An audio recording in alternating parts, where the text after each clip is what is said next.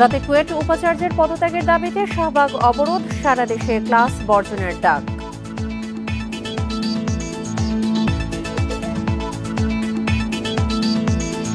Bundle থাকলে প্রতি সেনমানিতে টাকা বাঁচবে। বিকাশ সেনমানি বান্ডেল কিনে জিতুন প্রতি লেনদেনে। বিতর্কিত সরকারি কর্মকর্তাকে পাঠানো হচ্ছে অবসরে, অব্যাহতি সহ হচ্ছে বিভাগীয় মামলাও।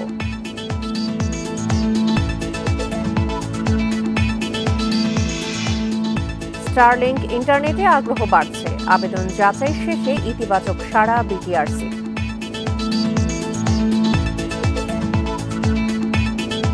স্বাগত ইন্ডিপেন্ডেন্ট সংবাদের সঙ্গে আছি সঞ্চারী মতুত্তমা। শুনছিলেন শিরোনাম, চলে যাচ্ছে পুরো খবরে।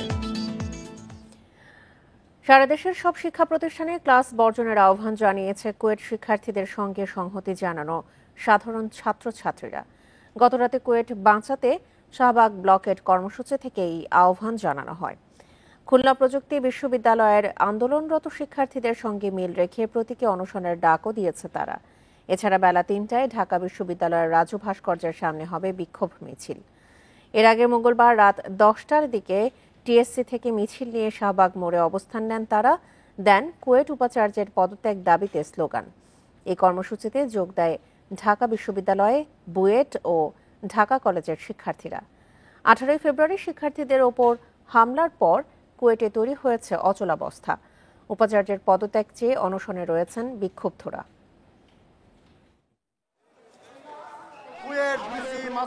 পদত্যাগ করতে হবে, পদত্যাগ এক দফা চাচ্ছে, তার পদত্যাগ, সেই এক দফার সাথে সংহতি প্রকাশ করে আমরা আজকে শাহবাগ ব্লক দিয়েছিলাম। আমাদের ভালো মতো আমাদের দাবি না শোনে তখন আমাদের আর কিছু করার নেই, তখন আমাদের এই ব্লকেট করতে হবে। সকল বিশ্ববিদ্যালয় ক্যাম্পাসে বিক্ষোভ মিছিল পালন করুন এক দফা দাবিতে। ইউজিসির তদন্ত কমিটিকে প্রত্যাখ্যান করে উপাচার্যের পদত্যাগের এক দফা দাবিতে আমরণ অনশন চালিয়ে যাওয়ার ঘোষণা দিয়েছেন কুয়েটের শিক্ষার্থীরা। মঙ্গলবার বিকেলে সংবাদ সম্মেলনে এই সিদ্ধান্তে অটুট থাকার কথা জানান তারা। এ সময় শিক্ষকরা আলোচনার আহ্বান জানালেও তা প্রত্যাখ্যান করেন। এদিকে দ্বিতীয় দিন অনশনরত আরও 2 শিক্ষার্থী সহ 5 জন অসুস্থ হয়ে পড়েছেন। উপাচার্যের পদত্যাগের এক দফা দাবিতে সোমবার বিকাল থেকে আন্দোলন চালিয়ে যাচ্ছেন খুলনা প্রকৌশল ও প্রযুক্তি বিশ্ববিদ্যালয়ের 32 শিক্ষার্থী। এদের মধ্যে 3 জন অসুস্থ হয়ে সোমবার বাড়ি চলে যান। মঙ্গলবার আরও 2 শিক্ষার্থী অসুস্থ হন। এ অবস্থায় অনশনে আছেন মাত্র 27 জন। মঙ্গলবার শিক্ষা মন্ত্রণালয় থেকে শিক্ষার্থীদের জানানো হয় ইউজিসির তদন্ত দল ক্যাম্পাসে আসবে বুধবার। আন্দোলনকারীরা ইউজিসির এই তদন্ত দলকে প্রত্যাখ্যান করে অনশন চালিয়ে যাওয়ার ঘোষণা দেন। দাবি একটাই, এটা বাইনারি, হয় হবে না হয় হবে না। আমি তো এখান থেকে সরে আসতে পারি না, তো নেগোসিয়েশনের কোন জায়গা না, এক দফা তো কোনো নেগোসিয়েশন হয় না। সেই তদন্ত করার সুযোগ হয়নি, এখন কেন সেই সরজমিনে এসে সেটা করতে হবে? তা আমরা সেই কমিটিকে প্রত্যাখ্যান করছি এবং আমরা বলতে চাই আমরা এখন আমাদের এক দফা দাবিতে এদিকে অনশনকারীদের স্বাস্থ্য ঝুঁকি নিয়ে উদ্বেগ প্রকাশ করেছেন ছাত্র বিষয়ক পরিচালক ও শিক্ষকরা। আলোচনার মাধ্যমে সমাধানের আহ্বান জানান তারা। কম্পিউটার আছে, সবাই এখানে আছে, এদের শারীরিক ব্যাপারে খোঁজখবর নেওয়া হচ্ছে। আর আমরা আগে থেকে একই কথা বলে আসতেছি, শিক্ষার সুষ্ঠু পরিবেশ বজায় রাখার জন্য তোমরা একটু কম্প্রোমাইজ করো, তোমাদের সাথে আমরা বসতে পারি, তোমাদের কি হলে সুবিধা হয় আমরা করার জন্য চেষ্টা করি। যে কুয়েটের পরিবেশ ফিরে আসুক, আমরা এখানে লেখাপড়ার জন্যই এসেছি। আমরাও যারা শিক্ষক আছি আমরা আসলে লেখাপড়ানোর জন্যই তো আমরা আছি, অন্য কোনো তো কাজ নেই। আমরা চাই যে পরিবেশটা শান্ত হোক।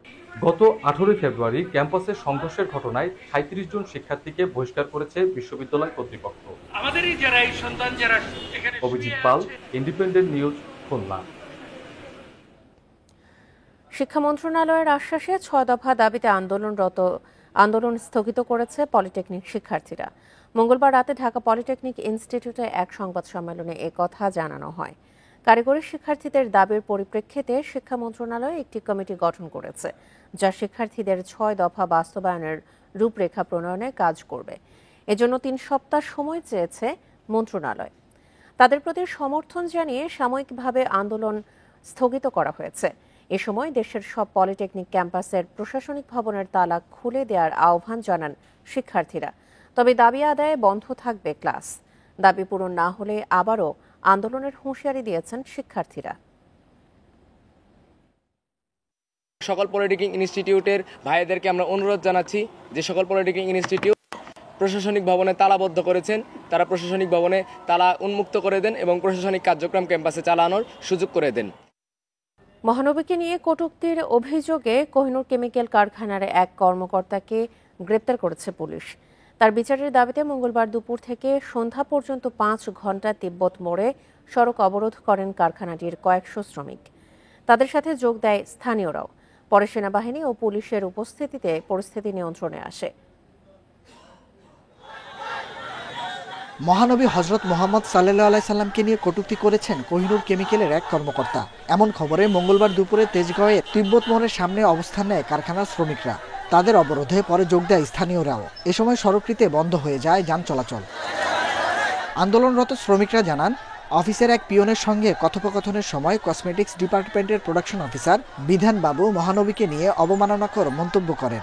বিষয়টি তাৎক্ষণিকভাবে ডিপার্টমেন্ট প্রধানকে জানানো হলেও নেওয়া হয়নি ব্যবস্থা। আমাদের নবীকে গালি দিব কেন গালি দিবে? দরকার হলে রক্ত আমরা দিব, তারপর নবীর ইজ্জতের হেফাজত করেই ছাড়বে। সময় উপযোগী একটা শাস্তি চাই, যেটা তার কঠোর শাস্তি হয়। বিকেলে ঘটনাস্থলে আসেন পুলিশ ও সেনাবাহিনীর সদস্যরা। পরিস্থিতি সামাল দিতে বারবার ব্যর্থ হন তারা। পরে সন্ধ্যায় সরিয়ে দেওয়া হয় বিক্ষোভকারীদের। বের করে আনা হয় অভিযুক্তকে। পুলিশ বলছে, ধর্ম অবমাননার অভিযোগে অভিযুক্তের বিরুদ্ধে নেওয়া হবে আইনানুগ ব্যবস্থা। ধর্ম অবমাননার জন্য পেনাল কোডে একদম পার্টিকুলার ওই সেকশনে আছে। এই সেকশনে আমরা তার বিরুদ্ধে যে আইনানুগ ব্যবস্থা এবং সর্বোচ্চ শাস্তি যেন হয় সেটা আমরা নিশ্চিত করবো ইনশাল্লাহ। সবাইকে শান্ত থাকার জন্য আমি অনুরোধ জানাবো। আমরা সকলেই এই বিষয়ে সেনসিটিভ, কিন্তু আইন আমরা কেউ হাতে তুলে নেব না। 5 ঘণ্টা সড়ক অবরোধ শেষে সন্ধ্যায় স্বাভাবিক হয় যান চলাচল। Nahid Kamal, independent News, Dhaka. পুলিশের সাবেক মহাপরিদর্শক বেনজির আহমেদের বিরুদ্ধে রেড অ্যালার্ট জারি করেছে আন্তর্জাতিক পুলিশ সংস্থা ইন্টারপোল। মঙ্গলবার বিকেলে পুলিশ সদর দপ্তর থেকে এই তথ্য জানানো হয়েছে। জুলাই গণ অভ্যুত্থানে ক্ষমতাচ্যুত প্রধানমন্ত্রী শেখ হাসিনা সহ 12 জনের বিরুদ্ধে রেড অ্যালার্ট জারির জন্য ইন্টারপোলের কাছে আবেদন করা হয়। ইন্টারপোলের কাছে আলাদা 3টি ধাপে আবেদন করে বাংলাদেশ পুলিশের national central bureau NCB.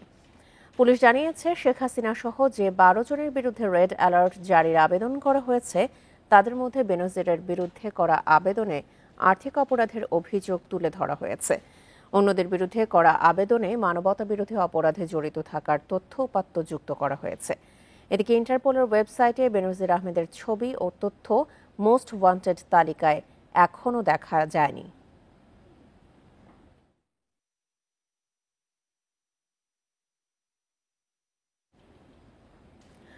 Appeal বিভাগের জ্যেষ্ঠ 3 বিচারপতির মধ্যে একজনকে প্রধান বিচারপতি নিয়োগের বাধ্যবাধকতা থাকা দরকার বলে মনে করে বিএনপি। মঙ্গলবার ঐকমত্য কমিশনের সঙ্গে 3য় দফার বৈঠকে এই বিধান রাখার পক্ষে মত দিয়েছে দলটি। এছাড়া সংবিধানের 8ম, 9ম, 10ম, দ্বাদশ ও পঞ্চদশ সংশোধনী পূর্বের অবস্থায় ফেরানোর পক্ষেও মত বিএনপির।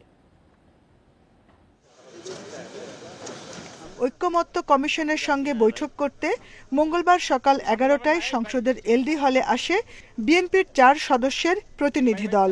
আলোচনা হয় বিচার বিভাগ, নির্বাচন ব্যবস্থা, প্রশাসন, জনপ্রশাসন, দুর্নীতি দমন কমিশন সংস্কারের প্রতিবেদন নিয়ে। বৈঠকের শুরুতে কমিশনের সহসভাপতি অধ্যাপক আলী রিয়াজ বলেন, বিএনপি সহ 15টি দলের সঙ্গে প্রাথমিক আলোচনা শেষ হয়েছে। বাকি দলগুলোর সঙ্গেও বৈঠক হবে। তৃতীয় দিনের মতো এই আলোচনায় বিএনপির সঙ্গে আলোচনায় আমরা এক ধরনের সমাপ্তি টানতে পারবো। আপনারা জানেন যে সংবিধান বিষয়ে বেশ কিছু আলোচনা হয়েছে, পাশাপাশি নির্বাচন ব্যবস্থা নিয়েও কিছু সংস্কার নিয়ে কিছুটা কথা হয়েছে। দুর্নীতি দমন কমিশন এবং বিচার বিভাগ সংক্রান্ত বিষয়গুলোতে আলোচনা করে এক জায়গায় আসতে পারবো বলে মনে করছি। বৈঠকের বিরতিতে স্থায়ী কমিটির সদস্য সালাউদ্দিন আহমেদ জানান, কমিশনের বেশিরভাগ সুপারিশের সঙ্গে একমত বিএনপি।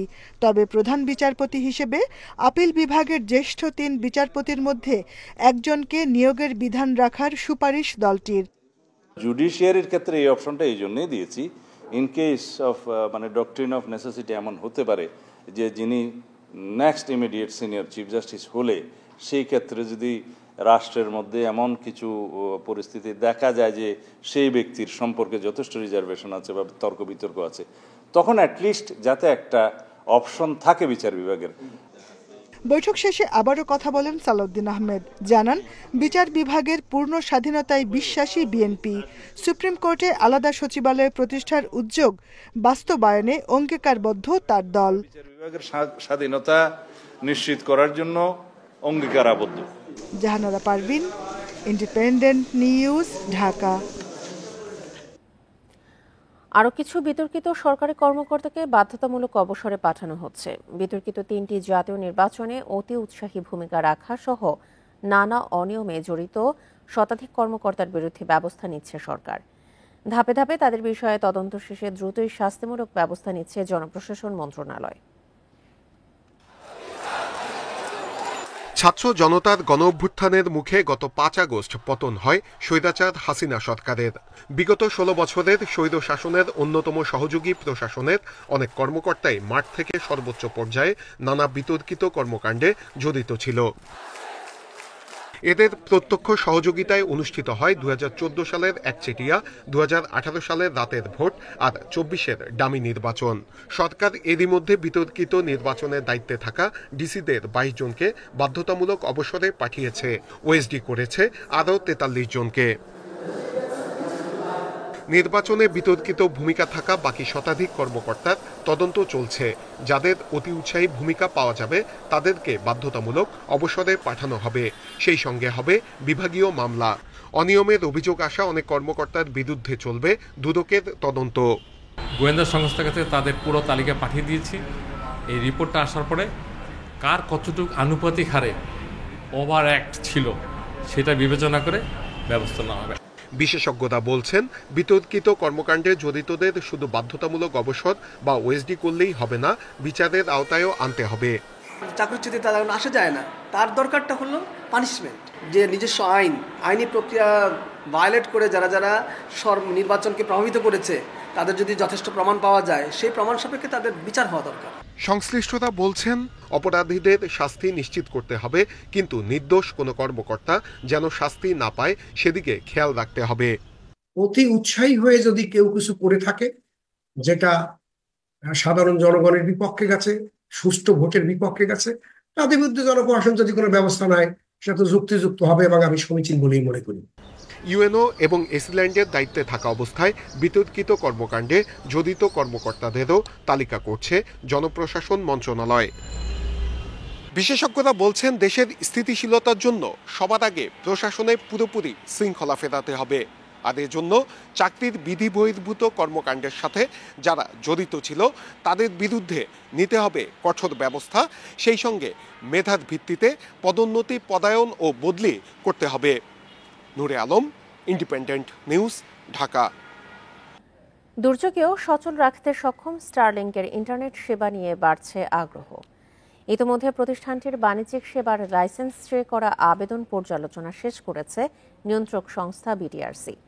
আজকালের মধ্যেই তা চূড়ান্ত করতে পাঠানো হবে টেলিযোগাযোগ মন্ত্রণালয়ে। অনুমতি পেলে 90 দিনের মধ্যে সেবাটি চালু করবে স্টারলিংক। 9 ও 10 এপ্রিল ঢাকায় ইনভেস্টমেন্ট সামিটে স্যাটেলাইট ভিত্তিক ইন্টারনেটের পরীক্ষামূলক সেবা দেয় স্টারলিংক। মার্কিন মহাকাশ ভিত্তিক প্রযুক্তি কোম্পানি স্পেসএক্সের মালিকানাধীন প্রতিষ্ঠানটি চূড়ান্তভাবে সেবা দেওয়া শুরু করলে দেশের ইন্টারনেট সেবার ভবিষ্যৎ কেমন হতে পারে তা নিয়ে চলছে আলোচনা। নন জিওস্টেশনারি অরবিট স্যাটেলাইট সার্ভিসেস অপারেটরের লাইসেন্স পেতে এই মাসের শুরুতেই আবেদন করে স্টারলিংক। অনুমতি পেলে গেটওয়ে স্থাপন করবে প্রতিষ্ঠানটি। এরপরেই শুরু হবে বাণিজ্যিকভাবে সেবা। এরই মধ্যে স্টারলিংকের রিসেলার হওয়ার আগ্রহ দেখিয়েছে বাংলাদেশ স্যাটেলাইট কোম্পানি সহ বেশ কয়েকটি প্রতিষ্ঠান। আমরা ব্যক্তি পর্যায়ের বিষয়টা অতটা নিয়ে ভাবছি না, যেহেতু আমাদেরকে প্রাথমিকভাবে বলা হয়েছে যে এটা আমরা করতে পারবো না, এটা সব দেশে তারা নিজেরাই করেন, B2C যে সেলটা। তো আমরা ভাবছি কর্পোরেট ইউজ নিয়ে। তো কর্পোরেট ইউজে আমার কাছে মনে হচ্ছে যে এটার একটা ভালো ডিমান্ড থাকতে পারে। নিয়ন্ত্রক সংস্থা জানায়, এই লাইসেন্সের আওতায় ইন্টারনেট ও ট্রান্সমিশন নেটওয়ার্ক সেবা দিতে পারবে স্টারলিংক। লফুলি ইন্টারসেপশনের একটা সুযোগ থাকবে। টেকনিক্যালি বন্ধ করে দেওয়া, ইন্টারনেট বন্ধ করে দেওয়া, আমার মনে হয় উত্তর এই জিনিসটা দুরূহ হয়ে উঠছে টেকনোলজিক্যালি। এই লাইসেন্সের যে যাচাই বাছাই প্রক্রিয়া প্রায় শেষ আমাদের। আশা করছি আমরা এই সপ্তাহের মধ্যে 2-1 দিনের মধ্যেই মন্ত্রণালয়ের পূর্ব অনুমোদনের জন্য পাঠাতে পারবো। পূর্ব অনুমোদন হয়ে আসলে তারপর তাদেরকে আমরা লাইসেন্সিং ফি বা আনুষঙ্গিক ফি জমা দিতে বলবো। বিশেষজ্ঞরা বলছেন স্টারলিংকের বড় গ্রাহক হবে কর্পোরেট প্রতিষ্ঠানগুলো। এই সেবা থেকে বেশি উপকৃত হবে দুর্গম এলাকায় অবস্থানকারীরা। দুর্যোগের সময়ও সচল থাকবে এই সেবা।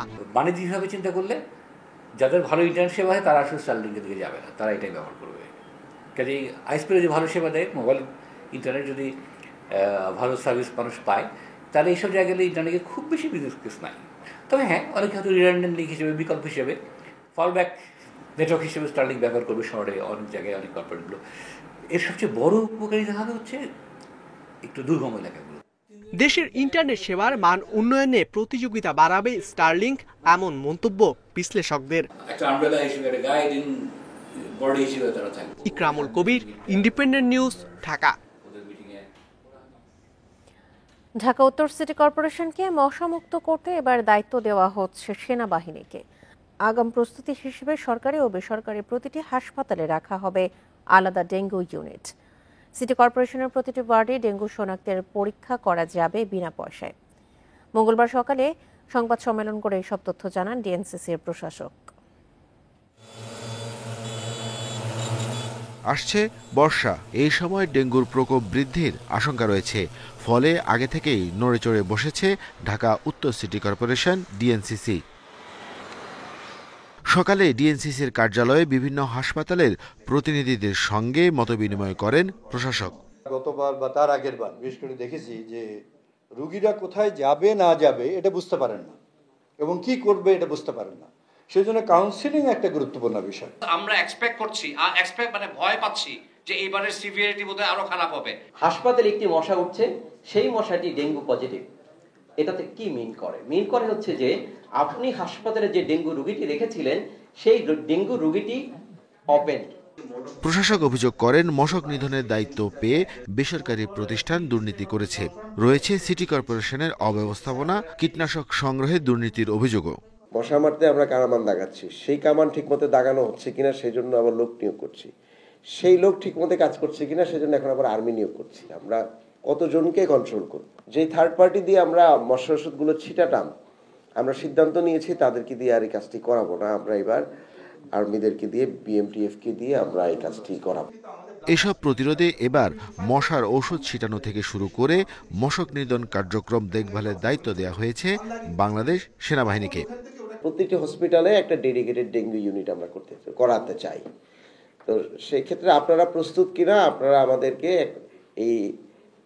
এই মাসের মধ্যে যেহেতু আরো 10 দিন আছে, আপনাদের প্রস্তুতিটা আমাদেরকে একটুখানি দয়া করে চিঠি দিয়ে জানাবেন। আমরা হসপিটালকে ডেডিকেটেডলি ক্লিন করার জন্য লোক নিয়োগ করে দেব।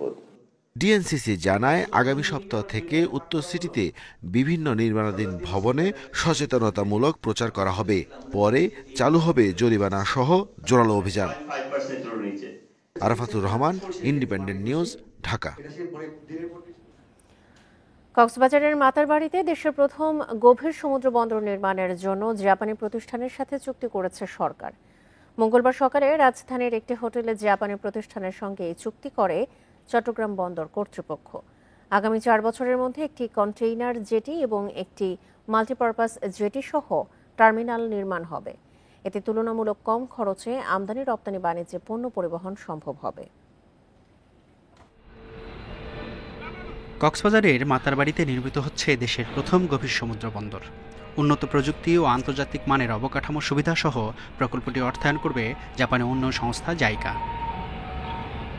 আগামী 4 বছরে 460 মিটার দীর্ঘ একটি কন্টেইনার জেটি এবং 300 মিটার দীর্ঘ আরও একটি মাল্টিপারপাস জেটি সহ টার্মিনাল নির্মাণ হবে।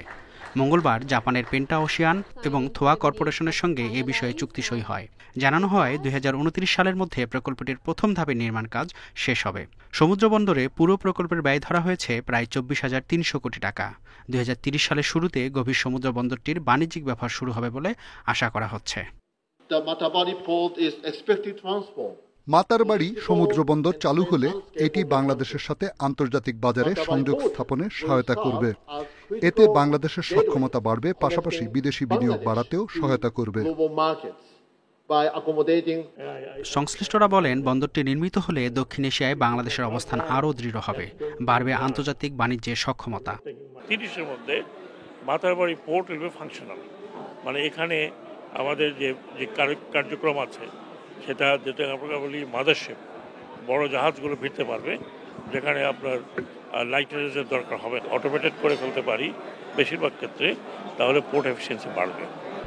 14.5 মিটার গভীরতার কৃত্রিম এই চ্যানেলের কারণে 8 থেকে 9,000 TEUs ধারণ ক্ষমতার জাহাজও সহজেই নোঙর করতে পারবে মাতারবাড়িতে।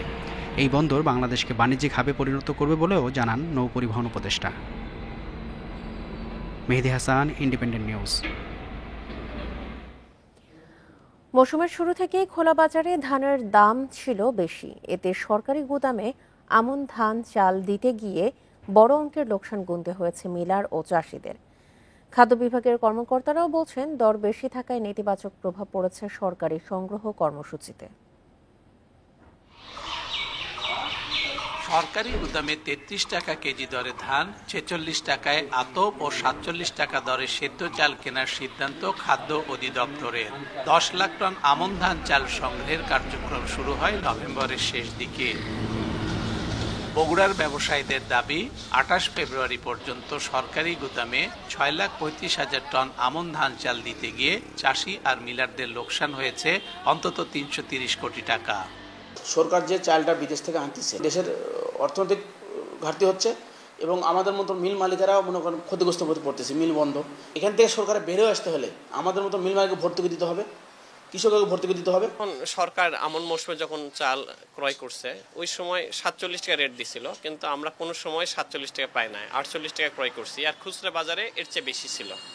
এবার এই মৌসুমে আর কি এর কম আরা হয়নি আর কি। মৌসুম জুড়ে ধানের দাম বেশি থাকায় চালের বাজার এখনো চড়া বলছেন খুচরা ব্যবসায়ীরা। সরকার যে রেটটা বেঁধে দিয়েছিল যে 47 টাকা কেজি, সে দর কখনো আমরা কিনতে পারিনি, তার উপরে সবসময় কেনা লাগছে।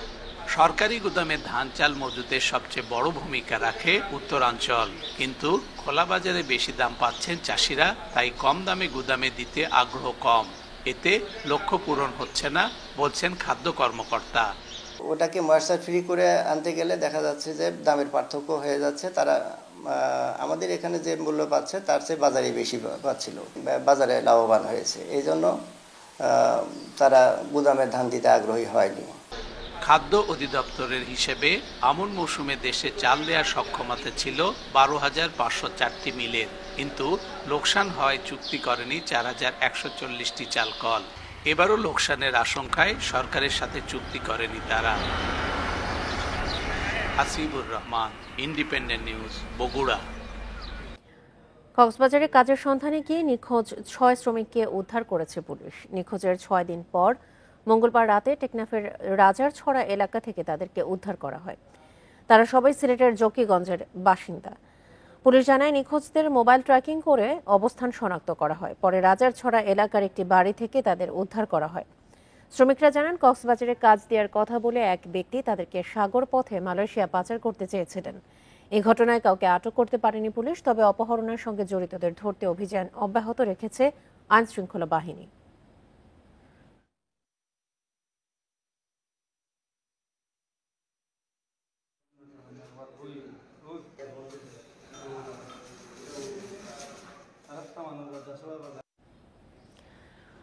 দুর্ঘটনা এড়াতে চট্টগ্রামে ব্যাটারি চালিত অটোরিকশা বন্ধে অভিযান শুরু করেছে চট্টগ্রাম মেট্রোপলিটন পুলিশ।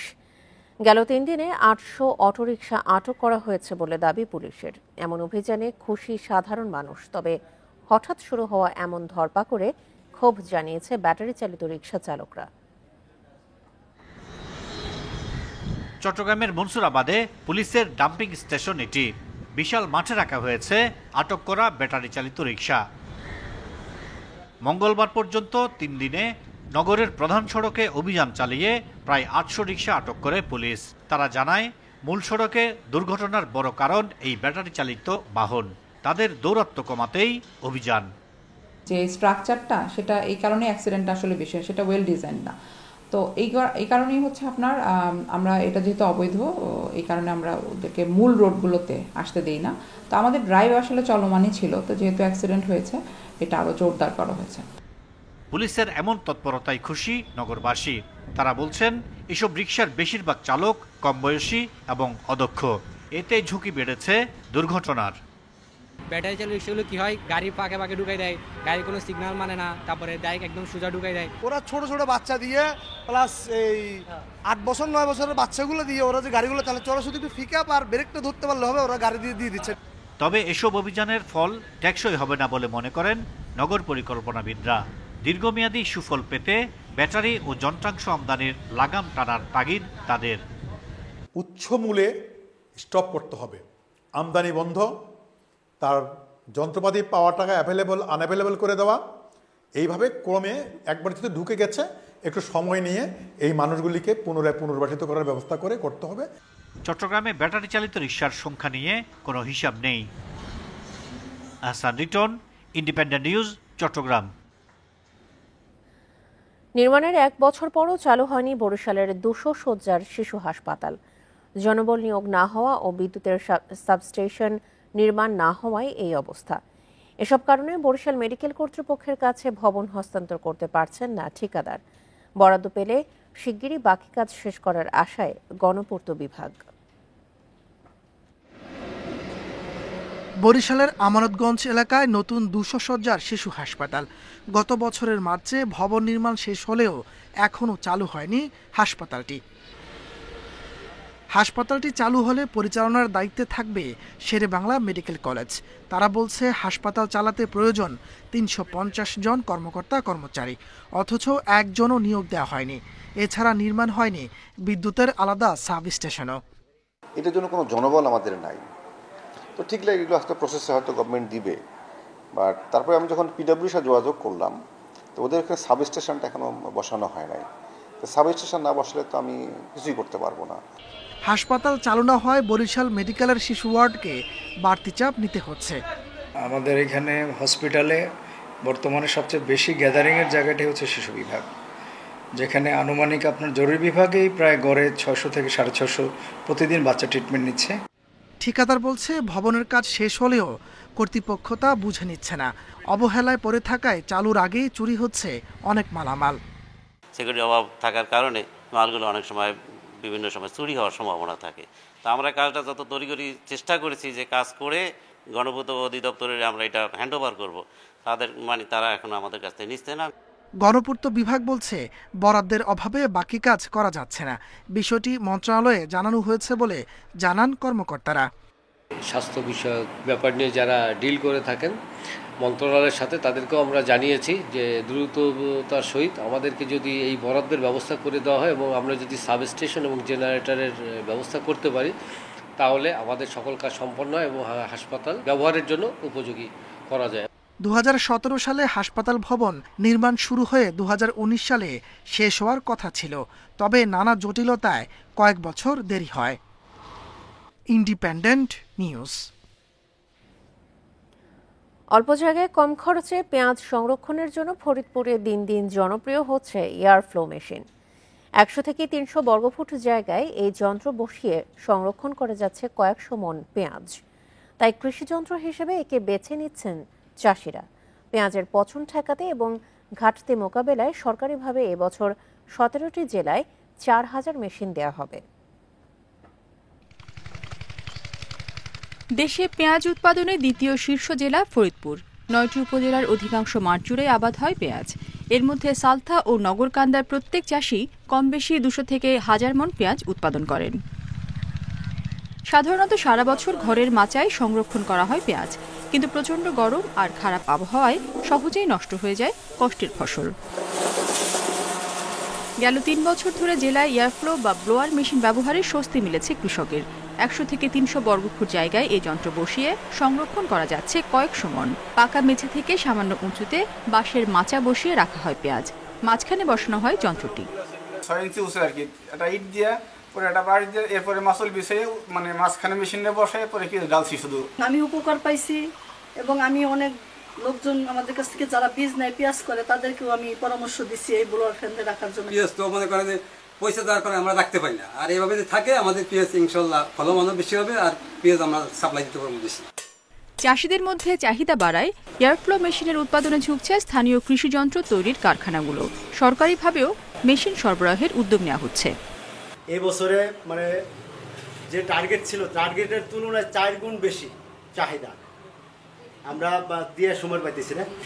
পেঁয়াজ সংরক্ষণের প্রযুক্তি ব্যবহার বাড়াতে পাশে থাকার কথা জানিয়েছে কৃষি বিভাগও। নির্দেশনা দেওয়া আছে যে একটা আমাদের প্রকল্পের মাধ্যমে প্রায় পেঁয়াজ উৎপাদনকারী যে 15টি জেলা আছে এই 15টি জেলায় প্রায় 4000 ব্লোয়ার মেশিন দেওয়া হবে। আমরা আশা করছি যে এটি ইমিডিয়েট দেওয়া হয় তাহলে কৃষক এখান থেকেও কিছু বেনিফিট হবে। জেলায় এবছর ৩৬,১৪০ হেক্টর জমিতে হালি পেঁয়াজ চাষে লক্ষ্যমাত্রা থাকলেও আবাদ হয়েছে ৪০,৯১৩ হেক্টর জমিতে। প্রায় 5,43,000 মেট্রিক টন পেঁয়াজ উৎপাদনের প্রত্যাশা কৃষি বিভাগের। Independent news. যশোরের মেহেরুল্লাহ ময়দানে জমে উঠেছে মাসব্যাপী শিল্প ও বাণিজ্য মেলা। প্রায় এক যুগ পর যশোর চেম্বার অব কমার্সের আয়োজনে এই মেলায় প্রতিদিনই ভিড় করছেন দর্শনার্থীরা। হস্তশিল্প সহ নানা পণ্যের 90টি স্টল রয়েছে। স্থানীয় পণ্য প্রসারের লক্ষ্যে মেলা, জানান আয়োজকরা। মামলা জটিলতায় প্রায় এক যুগ যশোর চেম্বার অফ কমার্সের কমিটি না থাকায় এতদিন বাণিজ্য মেলা আয়োজন করত জেলা প্রশাসন। গণঅভ্যুত্থানের পর নির্বাচিত কমিটি দায়িত্ব নেয়। তাদের আয়োজনে শুরু হয়েছে বাণিজ্য মেলা। ঈদ আর পহেলা বৈশাখের পরপরই হওয়ায় শুরুতে বিক্রি কম থাকলেও সপ্তাহ পেরোতেই জমে উঠেছে মেলা। প্রচার আরও বাড়লে দর্শনার্থীদের আনাগোনা আরও বাড়বে বলে আশা বিক্রেতাদের। ঈদের পরে তো এমনি বেচাকেনা একটু কম হয়, এই কারণে কম হয়, তো আশা করি সামনে একটু ভালো হবে এই আশাই করি। গ্রাম ছাড়া অনেকে জানে না, গ্রাম ছাড়া যদি প্রচারটা দেয় তাহলে আপনার এই জিনিসগুলো জানলো, আর গ্রাম ছাড়া মহিলারা কেনাকাটা একটু বেশি করে, বাচ্চা কাচ্চারা। এদিকে মেলা ঘিরে মেহেরুল্লাহ ময়দান রূপ নিয়েছে স্থানীয়দের মিলন মেলায়। প্রতিদিনই আসছেন নানা শ্রেণী পেশার মানুষ। হস্তশিল্প, গৃহসজ্জার সামগ্রীর পাশাপাশি পোশাক, ইলেকট্রনিক্স সহ নানা পণ্যের রয়েছে সমাহার। মেলার পরিবেশটা আসলে ভালো আছে সব দিক থেকে, আর যেহেতু শুরুর দিকে এখনো পুরোপুরি চালু হয় নাই, সেক্ষেত্রে প্রথমটা দেখে ভালোই মনে হচ্ছে। আরো কয়েকদিন যাইলে হয়তো আর একটু পরিষ্কার পরিচ্ছন্ন বা আরো গোছালোটা আসবে, আর একটু মেলার রূপটা আরো মেলার রূপে আসবে। স্থানীয়ভাবে উৎপাদিত পণ্যগুলোতে সবার কাছে তুলে ধরাই লক্ষ্য বলছেন আয়োজকরা।